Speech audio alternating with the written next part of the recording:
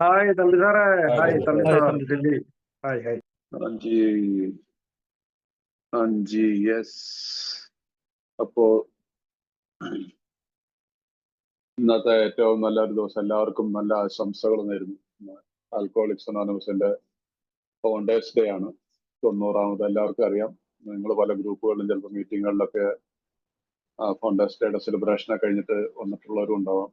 എങ്കിൽ പോലും ഇന്നത്തെ ദിവസം നിങ്ങളോടൊപ്പം ബിഗ് ബുക്കിലൂടെ ആയിരിക്കാനായിട്ട് സാധിച്ചതിന് ഞാൻ ദൈവത്തിന് നന്ദി പറയുന്നു. ഇത് നല്ലൊരു ദിവസം, അതുപോലെ തന്നെ ഇതുപോലെ നല്ലൊരു ചാപ്റ്ററിലും മറ്റുള്ളവരോടൊപ്പമുള്ള പ്രവർത്തനം എന്നുള്ള ചാപ്റ്ററിലും ആയിരിക്കാനായിട്ടുള്ളതൊരു, ഞാൻ അതിനൊരു പോസിറ്റീവായിട്ട് ദൈവ നിയോഗം പോലെ കാണുന്നു. ഒരമിത മദ്യാസക്തനായിട്ട് ടോട്ടലി ഹോപ്പ്ലെസ്, ഹെൽപ്ലെസ്, വാട്ടെവർലെസ്, എല്ലാ കണ്ടീഷനിൽ കൂടി ജീവിച്ചിരുന്ന ഞാൻ ഇന്ന് മദ്യപാനത്തെ കുറിച്ചുള്ള ഒരു ചിന്ത പോലും മനസ്സിൽ വരാതെ ധൈര്യമായിട്ട് പറയാൻ പറ്റുന്നു, I am a recovered alcoholic. മദ്യാസക്തിയിൽ നിന്ന് മുക്തി പ്രാപിച്ച ഒരാളാണെന്ന് എനിക്ക് പറയാൻ സാധിക്കുന്നുണ്ട്. അപ്പൊ അതിന് സാധിച്ച ആ വ്യക്തികളുടെ രണ്ട് വ്യക്തികളാണെങ്കിലും അതിനോടൊപ്പം ചേർന്നിട്ടുള്ള ചില വ്യക്തികളെയൊക്കെ നമ്മൾ സ്മരിക്കേണ്ടതാണ്, നമ്മൾ മറന്നു പോകരുത്. അതുപോലെ തന്നെ പഴയ ആളുകളൊക്കെ പറഞ്ഞു കൊടുക്കണം ഇടയ്ക്കൊക്കെ. ഇവിടെ ഈ ഗ്രൂപ്പിൽ എനിക്ക് വന്ന് ഹിസ്റ്ററി പല പ്രാവശ്യം എപ്പോഴും നടക്കുന്നുണ്ടെന്നാണ് ഏതൊരു ദിവസമല്ലേ.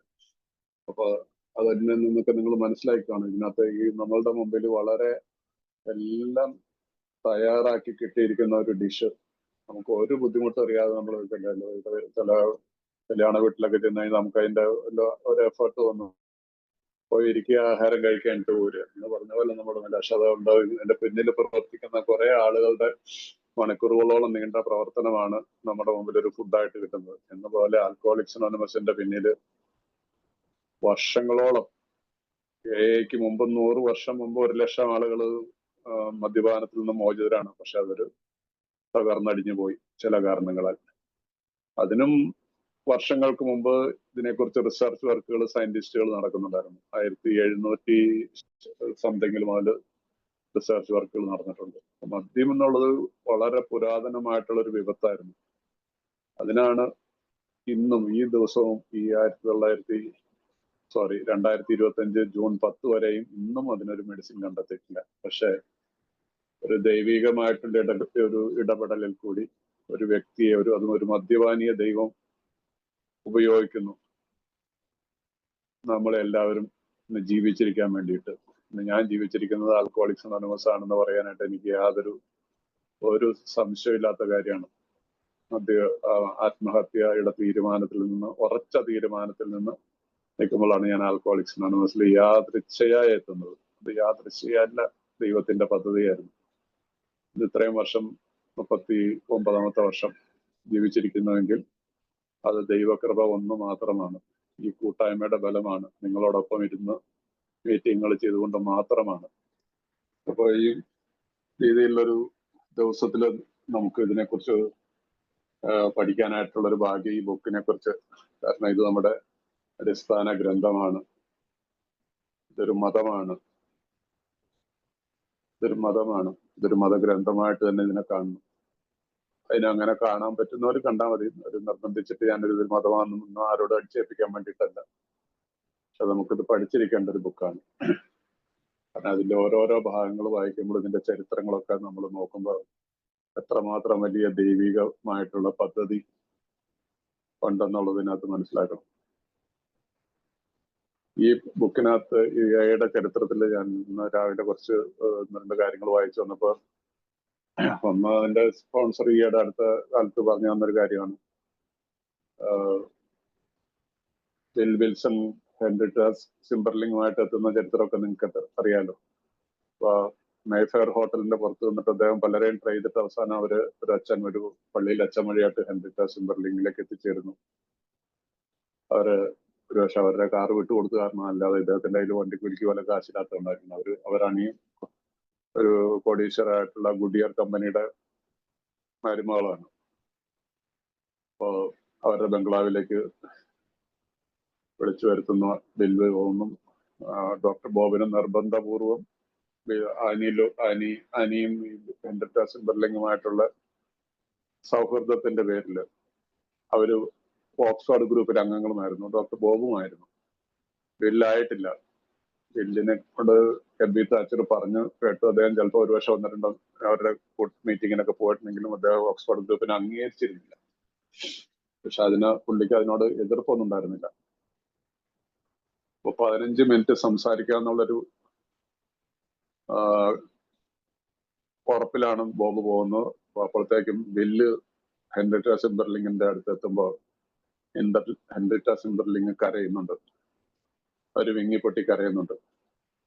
പക്ഷെ ഒരു പക്ഷെ ചരിത്രത്തിൽ ഉണ്ടാവുമെന്ന് അറിയത്തില്ല. പക്ഷെ അതിന്റെ സ്പോൺസർ അദ്ദേഹത്തിലും ഒരു പഴമക്കാരനാണ്. 43 വർഷത്തെ സോബറേറ്റി ഉണ്ട്. അദ്ദേഹം നന്നായിട്ട് സ്റ്റഡി ചെയ്തിട്ടുള്ള ഒരാളാണ്. അദ്ദേഹം പറഞ്ഞാണ് ഇത് പറഞ്ഞപ്പോൾ എൻ്റെ ഈ സ്പോൺസറും കരഞ്ഞു എന്നുള്ളതാണ്. ഒരു മീറ്റിങ്ങിലാണ്, ബിഗ് ബുക്കിന്റെ ഒരു സ്റ്റഡി മീറ്റിംഗ് ഉണ്ട് നിങ്ങളുടെ UK വെച്ച് നടക്കുന്നത്. അത് ഞാൻ റെഗുലറായിട്ട് ഇപ്പോഴും അറ്റൻഡ് ചെയ്യുന്നുണ്ട്. അപ്പൊ അതിന്റെ കരയാനുള്ളതിന്റെ കാരണം അതിനു മുമ്പ് നടന്ന ഓക്സ്ഫോർഡ് ഗ്രൂപ്പിന്റെ മീറ്റിംഗിൽ അനിയും ഇങ്ങനെ ഡോക്ടർ ബോബിന്റെ മദ്യപാനത്തെ കുറിച്ച് ഓർത്തവർ വളരെ വിഷമിച്ചുകൊണ്ട് ഹെൻറിറ്റ സിംബർലിംഗ് വളരെ ആക്റ്റീവായിരുന്നു ഈ കൂട്ടം. അവര് മദ്യപാനിയായിരുന്നല്ല, ആൽക്കഹോളിക് ആയിരുന്നില്ല. പക്ഷെ ഇതൊരു നിങ്ങൾക്കറിയാലോ, ഓക്സ്ഫോർഡ് ഗ്രൂപ്പ് എന്ന് പറഞ്ഞ ഒരു ക്രിസ്ത്യൻ മൂവ്മെന്റ് ആയിരുന്നു. പ്രാർത്ഥനാ കൂട്ടായ്മ, അതിൽ കൂടി ആളുകളെ നല്ല രീതിയിലേക്ക് വരുത്തുന്ന ഒരു രീതിയിലായിരുന്നു. അവര് ഭർത്താവുമായിട്ട് പിണങ്ങി ജീവിക്കുന്ന ഒരു സ്ത്രീയായിരുന്നു ഹെൻറിറ്റ സിംബർലിംഗ്. ഗുഡിയർ കമ്പനിയുടെ എന്ന് പറഞ്ഞാൽ ഭയങ്കര കോടീശ്വരി ആയിരിക്കില്ല ആ കാലത്തും. ഇന്നും ഗുഡിയർ കമ്പനി അമേരിക്കയിലും ഉണ്ട്, നമ്മുടെ ഇന്ത്യയിലും ഉണ്ട്. അപ്പൊ അവര് ബിൽ വിൽസനെ കണ്ടപ്പോ കരഞ്ഞു. അവര് വിചാരിച്ച എന്താണ് അതിന്റെ കരയാനുള്ള കാരണം. ഒരാഴ്ച മുമ്പ് അവര് ഒരു തീരുമാനം എടുത്തു. ഹെൻറിറ്റ സിംബർലിംഗും ആനി, ഇദ്ദേഹത്തിന്റെ വൈഫായിട്ടുള്ള ഡോക്ടർ ബോബിന്റെ വൈഫായിട്ടുള്ള ആനി, കുറച്ച് ഓക്സ്ഫോർഡ് ഗ്രൂപ്പിലാണ് പറഞ്ഞു നമുക്ക് ഒരാഴ്ച ഒരു നൊയമ്പ് പോലെ ഒരു ഫാസ്റ്റിംഗ് ആൻഡ് പ്രയർ, ഡെയിലി ഒരു നേരം ഭക്ഷണം കഴിച്ചുകൊണ്ട് ഫാസ്റ്റ് ചെയ്യുക ഡോക്ടർ ബോബിന് വേണ്ടിയിട്ട്. അവരത് പ്രാർത്ഥിച്ചു. ആ ദിവസമാണ് 7ാമത്തെ ദിവസമാണ് ഡോക്ടർ ബോബും ഹെൻറിറ്റ സിംബർലിംഗുമായിട്ട് കൂടി കാണുന്നത്. അപ്പോൾ ബിൽ വിൽസനെ കണ്ടപ്പോൾ ഹെൻറിറ്റ സിംബർലിംഗ് പറയുന്നുണ്ട്, you are an angel send by God. നിങ്ങളൊരു മാലാഖയാണ്, ദൈവത്താൽ അയക്കപ്പെട്ട എന്ന് പറയുന്നുണ്ട്. അപ്പൊ അദ്ദേഹത്തിന് അതൊന്നും മനസ്സിലായൊന്നുമില്ല എന്തുകൊണ്ടാണ് അവരങ്ങനെ പറയുന്നത്. അതായത് അപ്പോഴേക്കും ഡോക്ടർ ബോബ് എത്തി. 15 മിനിറ്റോ 20 മിനിറ്റോ ആണ് സംസാരിക്കാൻ നേരിട്ടിരുന്നത് ഡോക്ടർ ബോബ്. അത് മണിക്കൂറുകളോളം നീണ്ടു. പിന്നീടുള്ളതെല്ലാം ചരിത്രം നമുക്കറിയാം. ആ ഒരു ടേണിംഗ് പോയിന്റ് ആണ് ഇന്ന് ആൽക്കഹോളിക്സ് അനോണിമസ് എന്ന് 90 വർഷം. ശരിക്കും അവിടെ വെച്ചിട്ടാണ് പിന്നീട് അവർക്ക് ഒരു 3ാമതൊരാളെ കിട്ടുന്നത്. അതും നിങ്ങൾക്കറിയാം, അദ്ദേഹത്തിന്റെ പേരും ബിൽ എന്നായിരുന്നു, ബിൽ ഡോട്ട്സൺ എന്നായിരുന്നു. അങ്ങനെയാണ് അക്രോണിൽ ആദ്യത്തെ ഗ്രൂപ്പ് ഉണ്ടായത്. നമ്മുടെ ബിഗ് ബുക്കിൽ നമ്മൾ വായിച്ചിട്ടുണ്ട്. എനിക്ക് തോന്നുന്നു ബില്ലിന്റെ കഥയുടെ അവസാന ഭാഗത്തായിരിക്കണം.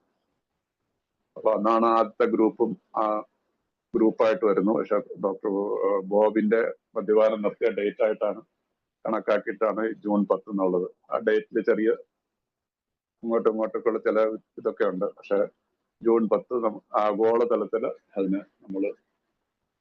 നമ്മുടെ ഫൗണ്ടേഴ്സ് ഡേ ആയിട്ട് വെക്കുന്നു. അപ്പൊ ഇവിടെ ഈ നമ്മുടെ ബില്ലിന്റെ കഥയിൽ തന്നെ ഒരു ദൈവികമായിട്ടുള്ള ഇടപെടല്. അദ്ദേഹത്തിന് ആശുപത്രിയുടെ ലാസ്റ്റ് അദ്ദേഹം ഹോസ്പിറ്റലിൽ കിടന്നുകൊണ്ടാണ് 9 ദിവസത്തെ ആശുപത്രിവാസത്തിലാണ് അദ്ദേഹം ഈ പടികളൊക്കെ അയാളുടെ മനസ്സിലേക്ക് വരുന്നതും. അദ്ദേഹത്തിന് അതിന് ഒരു ഇതെല്ലാം നമുക്കറിയാമല്ലോ. അപ്പൊ അവിടെ ഈ 14ാമത്തെ പേജിൽ ബില്ലിന്റെ കഥയിൽ ഏറ്റവും താഴത്തെ പാരഗ്രാഫ് തുടങ്ങുന്നത് ഏറ്റവും താഴെ, ഞാൻ ആശുപത്രിയിൽ കിടക്കുമ്പോൾ എനിക്ക് സൗജന്യമായി ലഭിച്ച ഈ അനുഭവം കിട്ടിയാൽ സന്തോഷിക്കാനിടയുള്ള ആയിരക്കണക്കിന് പ്രതീക്ഷയേറ്റ അമിത മദ്യപാന രോഗികളെ പറ്റിയുള്ള ചിന്ത മനസ്സിലേക്ക് വന്നു. ഒരുപക്ഷെ അവരിൽ ചിലരെ സഹായിക്കാൻ എനിക്ക് കഴിഞ്ഞേക്കാം. ക്രമേണ അവർ മറ്റുള്ളവരോടൊത്ത് പ്രവർത്തിച്ചേക്കാം. ഈ ചിന്തയാണ് അദ്ദേഹത്തിന്റെ മനസ്സിലേക്ക് വന്ന ഈ ചിന്തയാണ് ആൽക്കഹോളിക്സ് അനോണിമസ് എന്ന ഈ മഹാ അത്ഭുതം ഇന്ന് ലോകത്ത് ഉണ്ടായിട്ടിരിക്കുന്നത്. ഈ നമ്മുടെ 20th സെഞ്ചുറിയിലെ ഏറ്റവും വലിയ മഹാ അത്ഭുതമായിട്ടാണ് ആൽക്കഹോളിക്സ് അനോണിമസ് എന്നുള്ള പ്രസ്ഥാനത്തെ കുറിച്ച് പറയുന്നത് 20th സെഞ്ചുറിയിലെ. അപ്പൊ നമ്മളൊന്ന് ആലോചിച്ച് നോക്കുക, അവിടെ നമുക്കൊക്കെ എത്തിപ്പറ്റാൻ പറ്റിയത് എത്ര വലിയൊരു ദൈവാനുഗ്രഹമാണെന്ന്. ദൈവികമായിട്ടുള്ള ഇടപെടൽ. കാരണം ഇന്നും ഒരു മെഡിസിൻ ഇല്ല.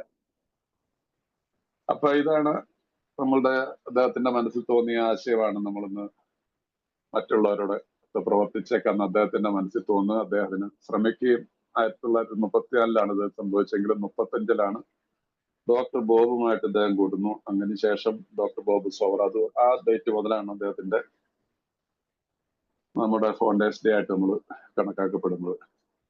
നിങ്ങൾക്ക് അറിയാമെങ്കിലും എനിക്കത് ഒരു കാര്യം ഇവിടെ പറഞ്ഞിട്ട് ഞാൻ നമുക്ക് നമ്മുടെ ഇതുപോലെ തന്നെ ബിൽ ഒരിക്കൽ കരയുന്ന ഒരു സീനുണ്ട്. 1950 അന്ന് തോന്നുന്നു അല്ലെ, ഡോക്ടർ ബോബ് മരിച്ചതിന് ശേഷം. അതെ, 15 വർഷത്തെ സോബറേറ്റി ഉള്ള ഡോക്ടർ ബോബ് 5000-ഓളം പേർക്ക് മെസ്സേജ് കൊടുത്തെന്ന് പറയുന്നു. 5000 കൊച്ചൊരു കാര്യമാണോ ഒന്ന് ആലോചിച്ച് നോക്ക്. മറ്റുള്ളവരോടുള്ള പ്രവർത്തനം, ആ പ്രവർത്തനത്തിൽ 5000 പേർക്ക് മെസ്സേജ് കൊടുക്കുക, അതിൽ പലരും റിക്കവറിയിൽ വരികയും ആരോടും ഒരു പൈസ പോലും ചാർജ് ചെയ്യാതെ അദ്ദേഹത്തിന്റെ ആ ട്രീറ്റ്മെന്റ് രീതികൾ തുടർന്നുകൊണ്ടിരുന്നു. എത്ര വലിയ അത്ഭുതമാണ്.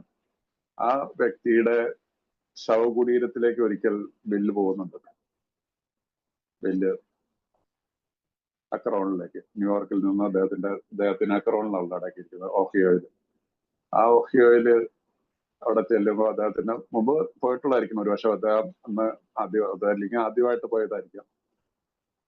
ആ കല്ലറയുടെ ഇതിനകത്ത് ആനിയുടെയും ഡോക്ടർ ബോബിന്റെയും പേര് എഴുതിയിട്ടുള്ള ആ ശിലാഫലകമുണ്ട്. ആ ശിലാഫലകത്തിനകത്ത് അദ്ദേഹത്തിന്റെ പേര് മാത്രമേ ഉള്ളൂ, ബിൽ വിൽസൺ. ഡോക്ടർ ബോബ് എന്നുള്ള പേര് നമ്മൾ സാധാരണ, അദ്ദേഹത്തിന്റെ ശരിക്കുള്ള പേര് വില്യം ഹോൾബ്രൂക്ക് സ്മിത്ത്.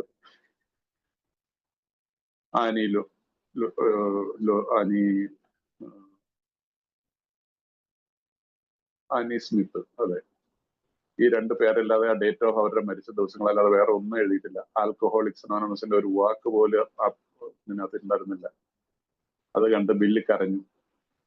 കാരണം അദ്ദേഹം മരിക്കുന്നതിന് മുമ്പ് കുറച്ച് സുഹൃത്തുക്കളും ബില്ലും എല്ലാം കൂടെ അദ്ദേഹത്തോട് പറഞ്ഞു, അദ്ദേഹത്തിന് കാരണം പ്രായമായിരുന്നല്ലോ, ഇങ്ങനെ നമുക്കൊരു ഇതോ പോലെ ഒരു ഇത് ഉണ്ടാക്കണം, അതിനെക്കുറിച്ച് അദ്ദേഹത്തിന്റെ അഭിപ്രായമൊക്കെ ചോദിച്ചു. മരിച്ചു കഴിഞ്ഞാൽ ഇങ്ങനെ ഒരു മെമ്മോറിയൽ പോലെ. അപ്പൊ അദ്ദേഹം അന്ന് പറഞ്ഞു, നോ, നമ്മളൊരു സാധാരണക്കാരെ പോലെ നമ്മളെ ശവസംസ്കാരം ചെയ്യണം, അല്ലാതെ നമുക്ക് പ്രത്യേകതകളൊന്നും പാടില്ല. ഇതാണ് എളിമ. നമ്മളില് എത്ര പേർക്ക് അതൊക്കെ ഉണ്ടെന്നൊന്നും ആലോചിച്ചു.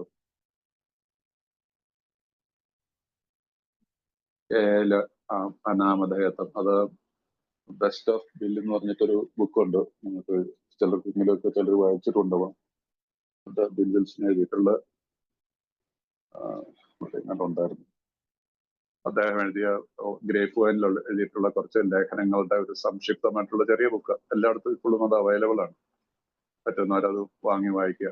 അതിനകത്ത് ലാസ്റ്റ് അനോണിമിറ്റിയെ കുറിച്ച് വലിയൊരു ചാപ്റ്റർ തന്നെ കൊടുത്തിട്ടുണ്ട്. അപ്പൊ ചെറിയ ബുക്കാണ്, അധികം വലിയ പേജുകളും ഇല്ല, അധികം വലിയ സൈസും അല്ല.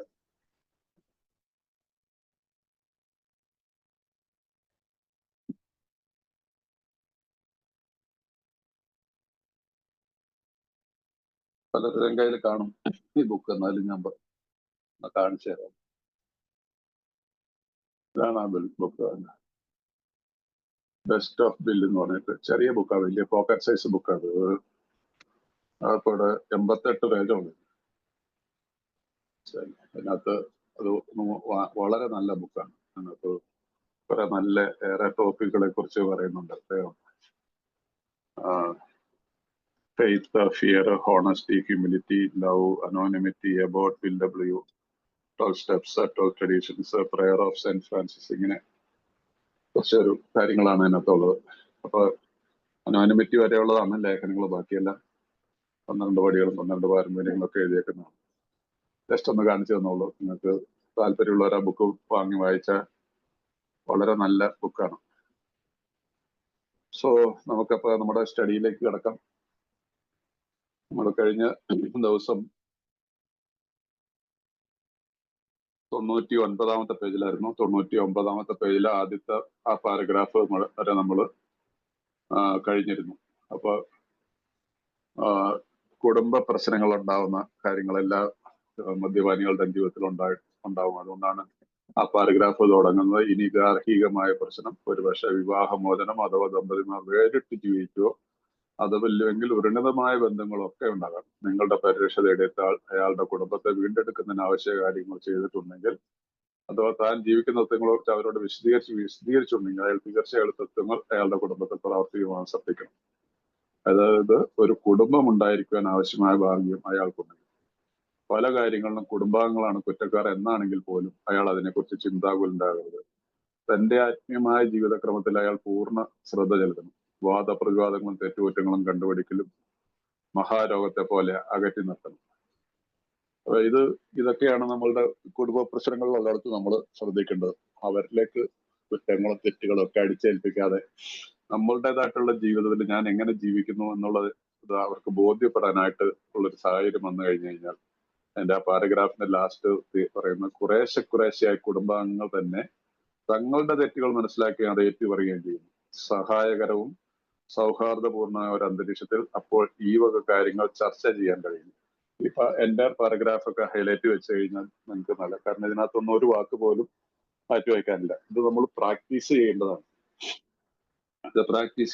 അപ്പൊ അതുകൊണ്ട് അതിന്റെ പാരഗ്രാഫ്, അതിന് മുമ്പിലത്തെ പാരഗ്രാഫ് കഴിഞ്ഞ ആഴ്ചയില് എന്നെ കൊണ്ടാവുന്ന രീതിയിൽ എന്റെ ഉള്ള അറിവ് വെച്ചുകൊണ്ട്, ലിമിറ്റഡ് ആയിട്ടുള്ള അറിവ് വെച്ചുകൊണ്ട് ഞാൻ നിങ്ങളോട് സംസാരിച്ചാണ്. അപ്പോ ഇനി അടുത്ത പാരഗ്രാഫിലേക്ക് പോയാൽ അനുഭവിച്ചറിയത്തക്ക രീതിയിലുള്ള ഫലങ്ങൾ കാണാൻ തുടങ്ങുമ്പോൾ കുടുംബാംഗങ്ങൾ സഹകരിക്കുവാൻ തയ്യാറാവും. മറ്റുള്ളവർ എന്ത് പറയുന്നു അല്ലെങ്കിൽ എന്ത് ചെയ്യുന്നു നോക്കാതെ തനിക്ക് സഹായകരമായ നിലയിലും ദയാവായ്പോടുകൂടി സുബോധാവസ്ഥ നിലനിർത്തിയും ജീവിക്കാൻ തനിക്ക് കഴിയുമെന്ന് കാണിച്ചാൽ ഈ വക കാര്യങ്ങളൊക്കെ ശരിയായ സമയത്ത് സ്വാഭാവികമായ രീതിയിൽ ശരിപ്പെട്ടുകൊള്ളും. ഇത് വളരെ ഇമ്പോർട്ടന്റ് ആയിട്ടുള്ളൊരു കാര്യം, മനസ്സിലായില്ലേ? അപ്പൊ നമ്മളുടെ ഭാഗത്തു നിന്ന് നമ്മൾ ശരിയായിട്ടുള്ള രീതിയിൽ ജീവിക്കുവാനായിട്ട് നമ്മൾ തുടങ്ങിക്കഴിഞ്ഞാൽ മറ്റുള്ളവരെ എന്ത് ചെയ്യുന്നു എന്ത് മറ്റുള്ളവരെന്ത് ഇതൊക്കെ നമ്മൾ ഭയത്തിൽ നിന്ന് നമ്മളിപ്പോ മോചിതരാണ്, മനസ്സിലായില്ലേ? പല കുടുംബ ബന്ധങ്ങളെയും ചിത്രമാക്കി കളയുന്ന നമ്മുടെ സ്വന്തം വീട്ടിൽ തന്നെ ഉള്ളവരുണ്ടാവാം. ഇവിടെ ഈ രീതിയിൽ നിന്ന് അതിനെല്ലാം നേരിടാനായിട്ടുള്ള ഒരു ഇടപെടൽ. കാരണം നമ്മൾ ഇവിടെ ഒറ്റയ്ക്കല്ല. ഇന്ന് എനിക്കൊരു കൂട്ടായ്മയുണ്ട്. ആ കൂട്ടായ്മയിൽ കൂടി കണ്ടെത്തിയ ഒരു ദൈവം എൻ്റെ കൂടെ ഉണ്ട്. ആ രീതിയിലുള്ള ഒരു രീതി നമ്മൾ ചെയ്യുന്ന ശരിയായ സമയത്ത് സ്വാഭാവികമായ രീതിയിൽ എല്ലാം ശരിപ്പെട്ടുകൊള്ളും. ഇതൊരു വാഗ്ദാനമാണ്, ഇതൊരു പ്രോമിസാണ്. സംഭവിക്കുന്ന കാര്യങ്ങളാണ്. നമ്മുടെ ജീവിതത്തിലും നമ്മുടെ നാട്ടിലും വീട്ടിലും അമേരിക്കയിലും ഇംഗ്ലണ്ടിലും ഇന്ത്യയിലും കേരളത്തിലും എല്ലായിടത്തും നടന്നുകൊണ്ടിരിക്കുന്ന കാര്യങ്ങളാണ് ഇതൊക്കെ. ഈ പ്രോഗ്രാം പ്രാക്ടീസ് ചെയ്ത് കഴിഞ്ഞാൽ തീരാത്ത പ്രശ്നങ്ങളൊന്നുമില്ല. ഇനി തീരാൻ പറ്റില്ലാത്ത പ്രശ്നങ്ങൾ അത് തീരാനും പോകുന്നില്ല. പക്ഷെ അപ്പോഴത്തേക്കും ഈ മദ്യപാനിക്ക് അതിനെ അംഗീകരിക്കാനുള്ള, നമ്മുടെ പ്രയറി പറയുന്ന മാറ്റുവാൻ പറ്റാത്തവയെ സ്വീകരിക്കുവാനുള്ള കഴിവ് ദൈവം കൊടുത്തിട്ടുണ്ടാവും. കരയാതെ അല്ലെങ്കിൽ മദ്യപിക്കാതെ അതിനെ അംഗീകരിക്കാം. അദ്ദേഹത്തിന്റെ മുമ്പിലേക്ക് പുതിയ വാതിലുകൾ തുറക്കപ്പെടും. അദ്ദേഹത്തിന്റെ ജീവിതത്തിൽ പുതിയ ജീവിതങ്ങളും ഉണ്ടാവും. പക്ഷെ അതുകൊണ്ട് ഈ കാര്യത്തിൽ വളരെ തീർച്ചയായും നമ്മൾ പലരും പലതവണ ഈ നിലവാരത്തിലും വളരെ താഴെ പോകാറുണ്ട്. അപ്പൊ അതുകൊണ്ട് ഈ രീതിനെ എടുത്തു ചാടാതെ നമ്മളുടെ രീതിയിൽ പോയി കഴിഞ്ഞാൽ അതുകൊണ്ട് അത് തീർച്ചയായിട്ടും ഫലവും കാണാൻ അതിനകത്ത് ആ രീതി പോയില്ലെങ്കിലുള്ള ദോഷങ്ങളുണ്ടാവും. പക്ഷെ നാം ഈ വക എല്ലാ നഷ്ടങ്ങളെയും ഉടനെ തന്നെ നികത്തേണ്ടതുണ്ട്. കാരണം അങ്ങനെയല്ലെങ്കിൽ അതിനുള്ള പിഴ നാം കൊടുക്കുന്നത് അമിതമായി മദ്യപിച്ചുകൊണ്ടായിരിക്കും. അപ്പൊ അതുകൊണ്ട് ഈ രീതിയിലുള്ള ആ ഒരു നമ്മുടെ പറയുന്ന രീതിയിൽ, നമ്മുടെ സ്പോൺസർ പറഞ്ഞ രീതിയിൽ ആലോചിക്കാതെയും ചിന്തിക്കാതെയും എടുത്ത് പോയി കഴിഞ്ഞാൽ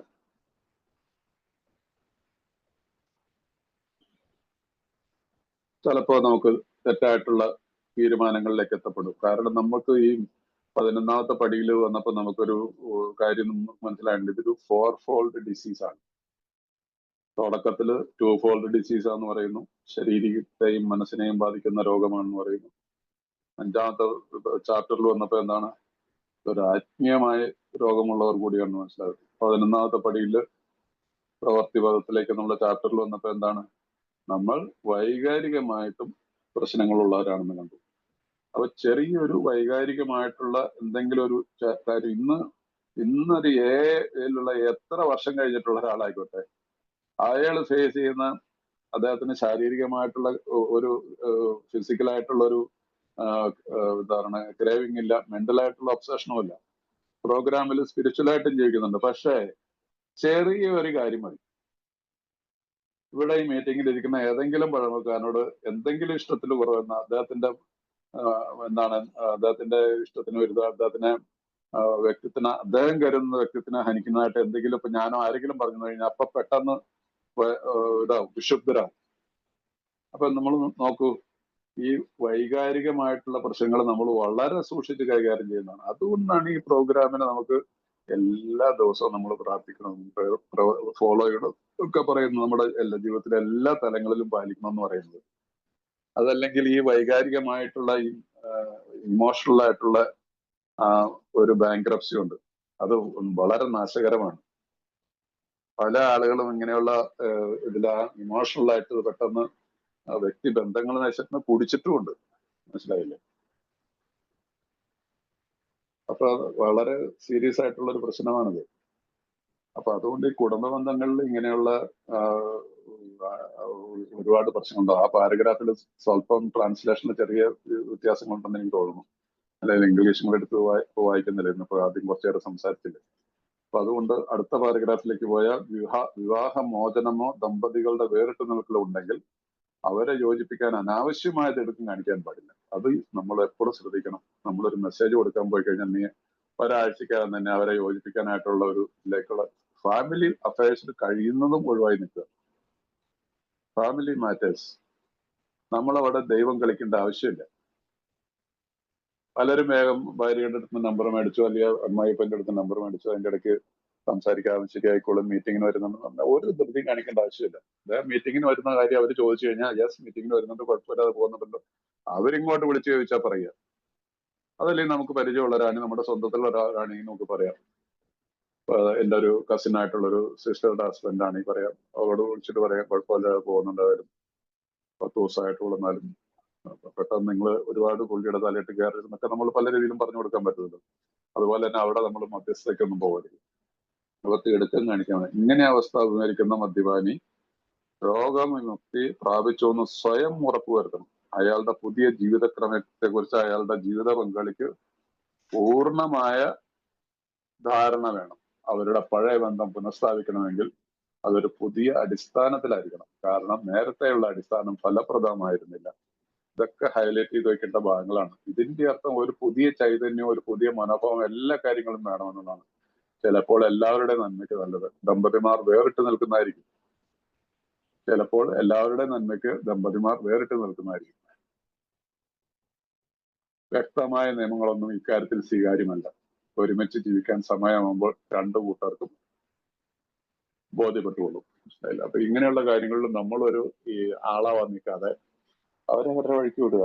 നമുക്ക് നമ്മുടെ മെമ്പറിൽ നമ്മൾ കോൺസെൻട്രേറ്റ് ചെയ്യുക. അവനെ എങ്ങനെ സഹായിക്കുക എന്നുള്ളതിനെ കുറിച്ചും അവനോട് ഇതിനെ വളരെ ലാളിത്യത്തോടുകൂടി പെട്ടെന്ന് എടുത്തു ചാടേണ്ട. ചിലർ ഭയങ്കരമായിട്ട് അങ്ങ് ഒരു മാസമൊക്കെ ആകുമ്പോഴത്തേക്ക് അവരുടെ സന്തോഷം കൊണ്ടൊക്കെ ആയിരിക്കും. പക്ഷെ ഒരുപാട്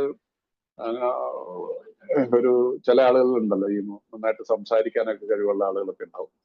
അവര് വളരെ വാക്ചാതുര്യത്തോടുകൂടി സംസാരിക്കുമ്പോൾ അതിന് കൈയടിക്കാനൊക്കെ ആൾക്കാരുണ്ടാവും. അങ്ങനെ പുള്ളിക്കൊരു നമ്മൾ പ്രൊമോട്ട് ചെയ്യരുത് ഒരാളെ, മനസ്സിലായില്ലേ? നമ്മൾ ആരെയും അങ്ങനെ പ്രൊമോട്ട് ചെയ്യരുത്. പഴമക്കാരെയും പ്രൊമോട്ട് ചെയ്യേണ്ട ആവശ്യമില്ല, പുതുമക്കാരെയും പ്രൊമോട്ട് ചെയ്യേണ്ട. സ്നേഹത്തിൽ കൂടി നമുക്ക് അവനോട് കാര്യങ്ങൾ പറയാൻ പറ്റും. ഒരു ഷെയറിങ് കഴിഞ്ഞ് കഴിഞ്ഞാൽ മീറ്റിംഗ് കഴിഞ്ഞിട്ട് നന്നായിരുന്നു, ഇങ്ങനെ തന്നെ തുടരണമെന്നൊക്കെ പറഞ്ഞ് അങ്ങനെ പോകാതെ ചിലർ ഷെയറിങ് കഴിഞ്ഞ് കഴിഞ്ഞാൽ ചില മീറ്റിങ്ങുകളിലൊക്കെ കാണാം വളരെ ഗംഭീര ഷെയറിങ് ആയിരുന്നു, എന്തൊരു ഇതാണെന്നൊക്കെ പറഞ്ഞിട്ട് അങ്ങനെ ഒരു പ്രൊമോട്ട് ചെയ്യേണ്ടെന്ന് ഒരാവശ്യമൊന്നും ഇല്ലാതെ എനിക്ക് തോന്നുന്നു. അങ്ങനെയൊന്നും എനിക്ക് തന്നെ ഞാൻ നിങ്ങളുടെ ഈ വിദേശത്തുള്ള മീറ്റിങ്ങുകൾ ഓൺലൈനിൽ പറയാം, അവിടെ ഒന്നും ആരും അങ്ങനെ പറയാറില്ല. കൂടുതൽ ആരെയും പ്രൊമോട്ട് ചെയ്തുകൊണ്ടും സംസാരിക്കുന്നത്. അതുകൊണ്ടായിരിക്കണം ഇവിടെ ബുക്കിലൊക്കെ അങ്ങനെ എഴുതിയിരിക്കുന്നത്.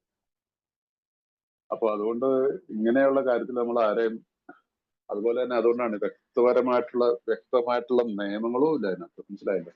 അവിടെ നമ്മുടെ ബുദ്ധിയും യുക്തിയും ഒക്കെ നമ്മൾ ഉപയോഗിച്ചിട്ട് വേണം മറ്റൊരാളെ സഹായിക്കാനായിട്ട് നമ്മൾ ശ്രമിക്കാൻ.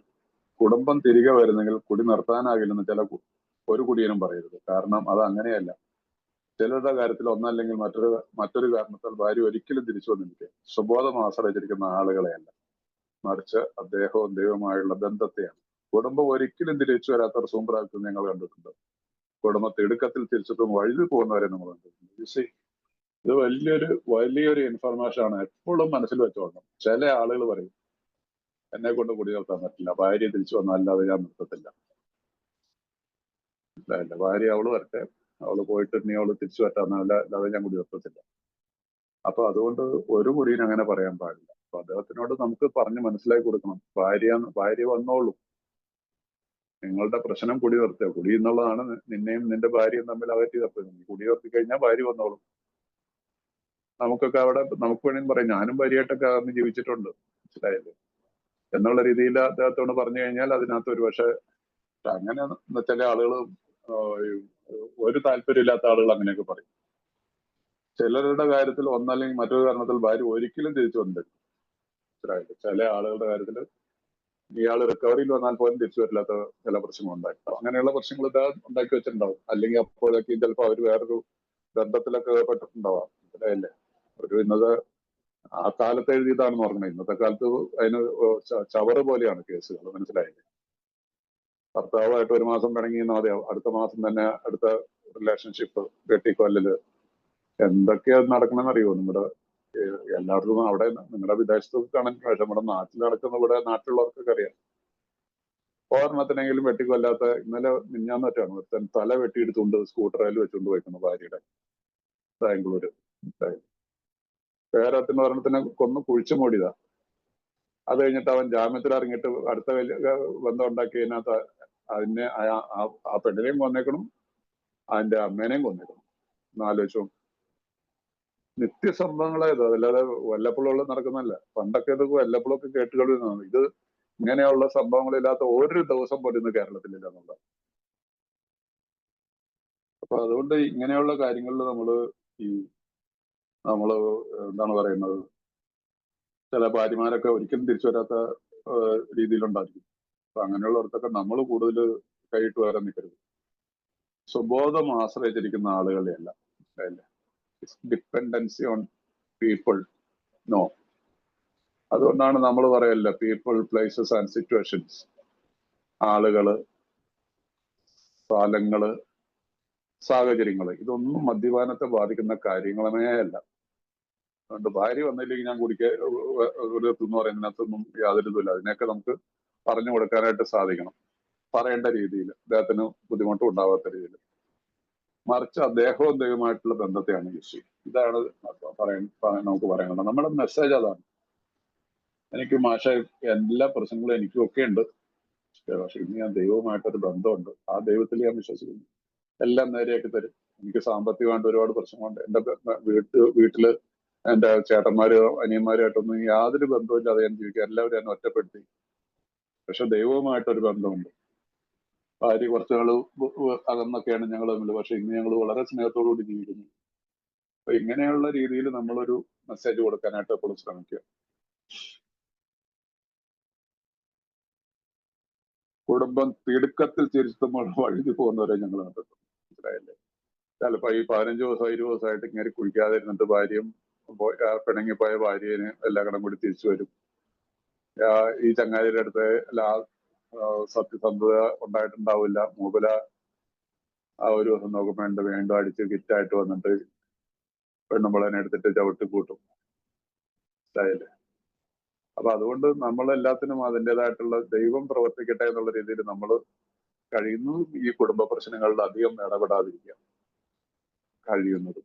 അത് ആ സാഹചര്യം പോലെ വ്യക്തികളെയും ആളുകളെയൊക്കെ നോക്കിക്കൊണ്ടും അവരുടെ ബന്ധത്തിലുള്ള ആളുകൾ അറിഞ്ഞുകൊണ്ടും വേണം നമ്മൾ എന്തെങ്കിലും ഭാര്യയെ സപ്പോർട്ട് ചെയ്യുകയാണെങ്കിലും ഭർത്താവിനെ സപ്പോർട്ട് ചെയ്യുകയാണെങ്കിലും.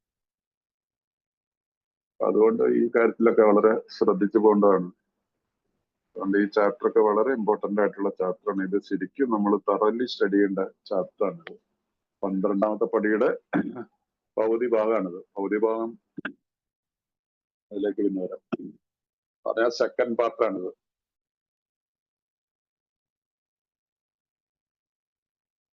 നിങ്ങളും പുതിയ ആളും ആത്മീയ മാർഗത്തിൽ ദിവസം തോറും നടന്നു വളരേണ്ടതുണ്ട്. സ്ഥിരോത്സാഹം നിങ്ങൾ കാട്ടിയാൽ ശ്രദ്ധേയമായി സംഭവിക്കും. ഞങ്ങൾ തിരിഞ്ഞു നോക്കുമ്പോൾ ഞങ്ങൾക്കറിയാം ദൈവത്തിന്റെ കരങ്ങളിൽ കാര്യങ്ങൾ ഏൽപ്പിച്ചപ്പോൾ ഞങ്ങൾ പ്രതീക്ഷിച്ചതിലും നന്നായി കാര്യങ്ങൾ നടന്നു. നിങ്ങളെക്കാൾ വലിയൊരു ശക്തിയുടെ ആജ്ഞകൾ അനുസരിക്കുക. നിങ്ങൾ ഏതവസ്ഥയിലുമാകട്ടെ വർത്തമാനകാലത്തിൽ നിങ്ങൾ ഒരു അത്ഭുത ലോകത്തിൽ ജീവിക്കും. വലിയൊരു വാഗ്ദാനാണിത്. ഇത് ഹൈലൈറ്റ് ചെയ്ത് വെക്കുക, അണ്ടർലൈൻ ചെയ്ത് വെക്കുക, എന്താണ് ചെയ്ത് വെച്ചു. നിങ്ങളും പുതിയ ആളും ആത്മീയ മാർഗത്തിൽ ദിവസം തോറും നടന്നു വളരേണ്ടതുണ്ട്. ഈ ഇതുവരെ നമ്മൾ ബിഗ് ബുക്കിൽ ഒരു സ്ഥലത്തും സ്പോൺസർ എന്നുള്ളൊരു വാക്ക് കിട്ടിയിട്ടില്ല. എനിക്കൊരു 161 162 ആദ്യമായിട്ട് ആ സ്പോൺസർ എന്നുള്ളൊരു വാക്ക് ഉപയോഗിക്കുന്നത്. ഇവിടെ അതിനൊരു സിംബോളിക് ആയിട്ടുള്ളൊരു ഇതാണ് നിങ്ങളും പുതിയ ആളും, അഥവാ രണ്ടുപേരുണ്ട് ഇവിടെ. റിക്കവറിയിലുള്ള ഒരാളും പുതിയ ന്യൂ കമറും. അതിന്റെ അർത്ഥം എന്താണ്? ഇത് നമ്മൾ ഒറ്റയ്ക്ക് ചെയ്യേണ്ട പടിയല്ല, പ്രോഗ്രാം അല്ല. അന്നേ എഴുതി വെച്ചിരിക്കുന്നതാണ്. അന്ന് സ്പോൺസർ എന്നുള്ളൊരു വാക്ക് ഉപയോഗിച്ചിട്ടില്ല. അപ്പൊ നിങ്ങളും പുതിയ ആളും ആത്മീയ മാർഗത്തിൽ ദിവസം തോറും നടന്നു വളരേണ്ടതുണ്ട്. സ്ഥിരോത്സാഹം നിങ്ങൾ കാട്ടിയാൽ ശ്രദ്ധേയമായത് സംഭവിക്കും. ഞങ്ങൾ തിരിഞ്ഞു നോക്കുമ്പോൾ ഞങ്ങൾക്കറിയാം ദൈവത്തിന്റെ കരങ്ങളിൽ കാര്യങ്ങൾ ഏൽപ്പിച്ചപ്പോൾ ഞങ്ങൾ പ്രതീക്ഷിച്ചതിൽ നന്നായി കാര്യങ്ങൾ നടന്നു. നിങ്ങളെക്കാൾ വലിയൊരു ശക്തിയുടെ ആജ്ഞകൾ അനുസരിക്കുക. നിങ്ങളെക്കാൾ വലിയ ഒരു ശക്തിയുടെ ആജ്ഞകൾ എന്ന് പറയുന്ന ആരാണ്? നമ്മളെക്കാൾ വലിയൊരു ശക്തിയാണ് അല്ലേ നമ്മളെ ആജ്ഞാപിക്കുന്നത്, നമ്മളോട് ഇത് ചെയ്യാനായിട്ട് പറയുന്നതെന്ന് പറയുന്നത്. ഇപ്പൊ നമ്മുടെ അച്ഛൻ അവര് നമ്മളോട് ചില കാര്യങ്ങൾ നമ്മളോട് എനിക്കിത് ചെയ്യാൻ ബുദ്ധിമുട്ടാന്ന് പറഞ്ഞാൽ ഞാൻ ഇത് ചെയ്തേ പറ്റുമെന്ന് പറഞ്ഞു കഴിഞ്ഞാൽ അതൊരു ആജ്ഞയാണല്ലേ. അപ്പൊ എന്നതുപോലെ നമ്മൾ ഇവിടെ ആജ്ഞകൾ അനുസരിക്കണം. നിങ്ങൾ ഏതവസ്ഥയിലുമാകട്ടെ വർത്തമാനകാലത്തിൽ നിങ്ങൾ ഒരു അത്ഭുത ലോകത്തിൽ ജീവിക്കും. ഈ രീതിയിലായിക്കോട്ടെ, ഏതവസ്ഥയിലായിക്കോട്ടെ, ഈ ആജ്ഞകൾ പാലിച്ച് മറ്റൊരാളുടെ കൈ പിടിച്ചുകൊണ്ട് ചേർന്ന് നടന്നാൽ നിങ്ങൾ ഒരു അത്ഭുത ലോകത്തിൽ ജീവിക്കും. വലിയൊരു പ്രോമിസാണ്. It's a promise. അതിന്റെ ഇംഗ്ലീഷ് വാക്ക് എന്നാന്ന് നോക്കട്ടെ കേട്ടോ.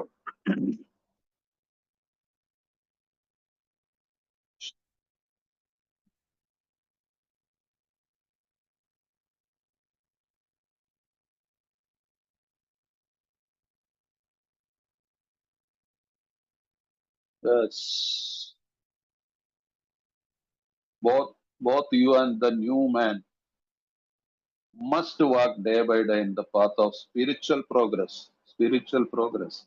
If you persist, remarkable things will happen. When we look back, we realize that the things which came to us when we put ourselves in God's hands were better than anything we could have planned.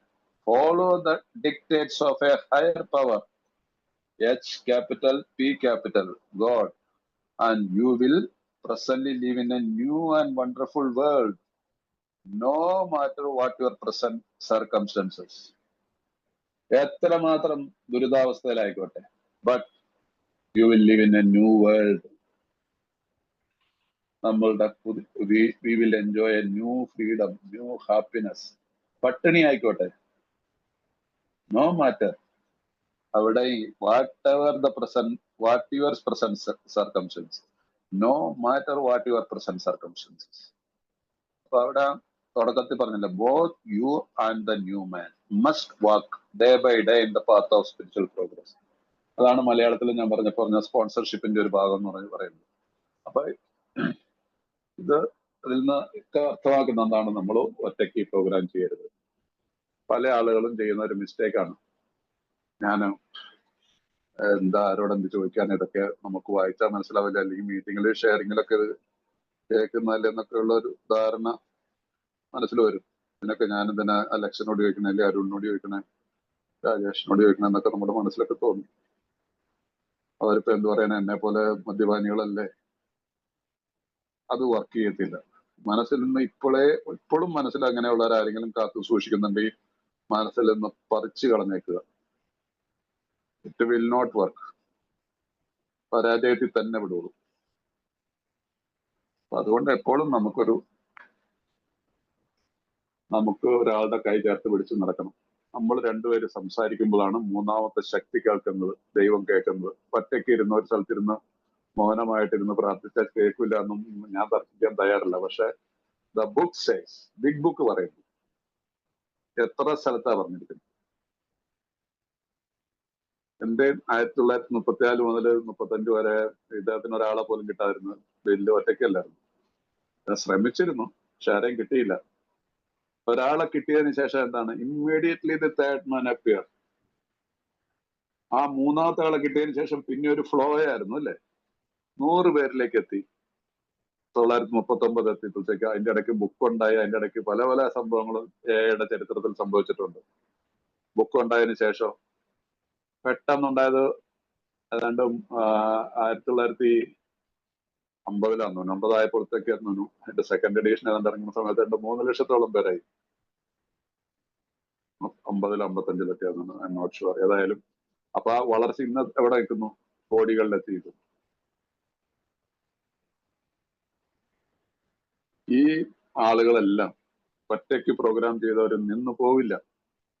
ഞാൻ നിങ്ങളോട് പറയാണ്, ഒറ്റയ്ക്ക് programme ചെയ്യരുത്. ഒരാളുടെ ഷെയറിങ്ങിൽ നിന്നും അദ്ദേഹത്തിന്റെ ഓരോരോ കാര്യങ്ങൾ നമുക്ക് മനസ്സിലാവും. അദ്ദേഹത്തിന് ബിഗ് ബുക്കിനെ കുറിച്ച് ഗ്രാഹ്യമുണ്ട്, അദ്ദേഹം പടികൾ ചെയ്ത ഒരാളാണെന്നും. അവരുടെ സഹായം എടുക്കണം. അല്ലെങ്കിൽ ഒരു ദിവസം നമ്മൾ എപ്പോഴാണ് ഇതിനകത്ത് നിന്ന് വിട്ടുപോകുന്നെന്ന് അറിയത്തില്ല. കാരണം ഈ പ്രോഗ്രാം എന്ന് പറയുന്നത് self will to God's will, സ്വഹിതത്തിൽ നിന്നും ദൈവഹിതത്തിലേക്കുള്ള ഒരു യാത്രയാണിത്. തന്നിഷ്ടത്തിൽ നിന്നും ദൈവേഷ്ടത്തിലേക്കുള്ള, ശുദ്ധമായ മലയാളത്തിൽ പറഞ്ഞു, തന്നിഷ്ടത്തിൽ ജീവിച്ചിരുന്ന ആളുകളാണ് നമ്മൾ. ഇവിടെ ദൈവേഷ്ടത്തിലേക്ക് മാറണം.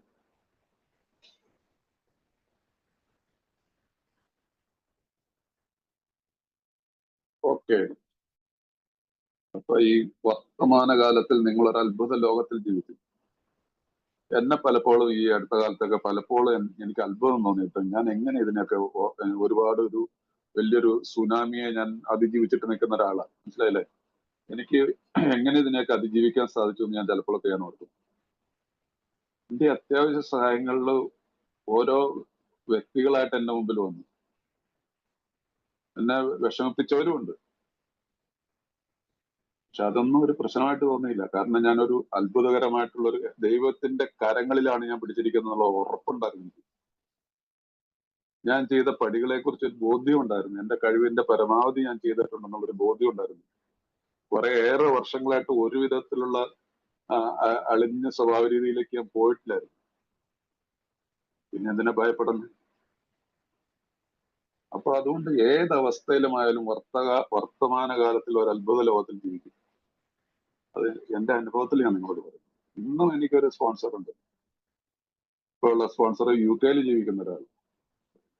അദ്ദേഹത്തെയാണ് കൂടുതൽ ഞാൻ ഉപയോഗിക്കുന്നത്. ഇന്ത്യയിൽ ഒരാളുണ്ട്, അദ്ദേഹത്തോട് അധികം കുറെ വർഷമായിട്ട് അദ്ദേഹത്തിന്റെ അടുത്ത് 32 വർഷമായിട്ടുള്ള ബന്ധമാണ്.